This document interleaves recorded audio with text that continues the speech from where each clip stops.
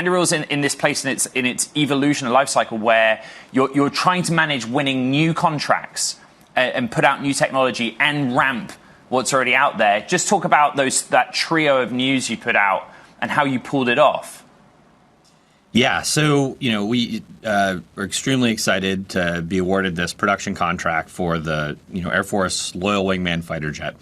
And, this is really about taking it from prototype technology, which we've been validating, we've been flying multiple times a day, into now an operational capability. So this is both the hardware side, where we've already started to produce these out of our facility in Ohio, our Arsenal 1 facility. And we are now confirmed to move this into a production aircraft, right? So really start to ramp this next year. So it's super exciting. But that challenge is real, right? And we know the defense industry has had struggles ramping production to the demand we're seeing around the world. But this is something we've systematically invested in, and everything we're showing is that we're hitting every ramp that we've promised to hit. There's like the established systems, Fury, and there is the next phase of product and contract. How difficult a decision is it to assign resource, to know where to put teams and capital right now? We're seeing demand through the roof across the board, right? And this is everything from weapons programs, aircraft programs, you name it. We're seeing just a massively increased demand across the board. But we've been able to scale incredibly well, right? We've doubled headcount every year. We are continuing to be able to resource these successfully, right? And I think we're just an incredibly attractive place to work. So for us, the challenge isn't really, where do we put resources? It's just, running through it as fast as we can, which we've demonstrated the ability to do year over year for, the past near decade now. So that part we're not as concerned with. But, I think a huge credit to the Air Force on this. They have decided to move out in, I think, the fastest fighter jet program since the 1950s. Like, this is just an immensely fast pace. And I think it shows that the government can move when it wants to, and that industry can respond to that pace. And it's just an incredibly exciting time to be able to deliver these capabilities.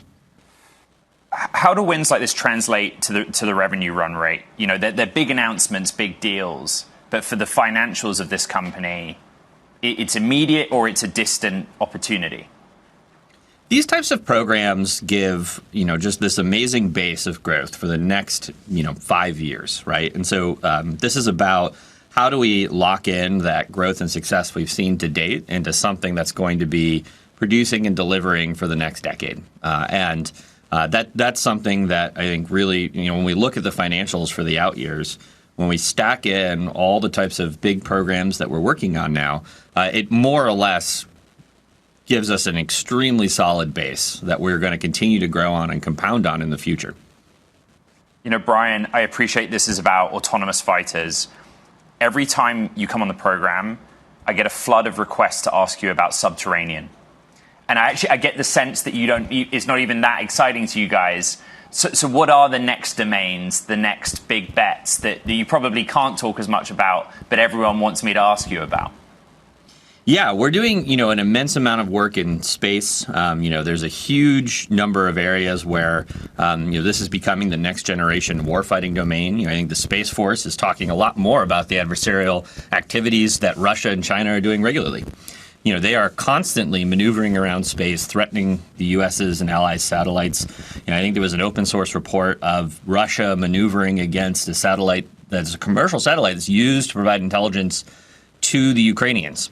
So this is an area that's, an active growth area that is incredibly important for the U.S. to have leadership in and deter the adversarial activities that, our adversaries are doing every day. The other area we're just seeing an immense amount of growth in is on the weapons side. You can read all the reports.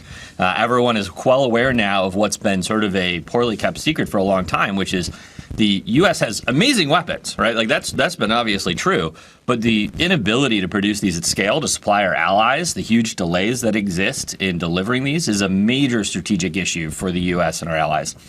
And so that is translated, out of the conflict in Iran into, an immense amount of demand to build up next generation weapons capabilities that can be produced at scale. So looking at the Iran conflict, what is the lesson that you think is learned here for the Pentagon on these types of technologies and war preparedness? Yeah, so I think, there's a lot of different lessons you can take away, but one of the biggest ones was really, when you look at the number of strikes, the number of munitions consumed in the first 30 days of the conflict, it was something around 10 times the amount we consumed in the entirety of the Gulf War, right? And we're shooting, nearly a decade of Tomahawk production in a week.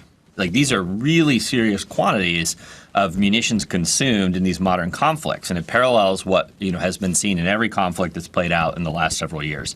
Particularly as you look at Ukraine, where the amount of munitions consumed is staggering.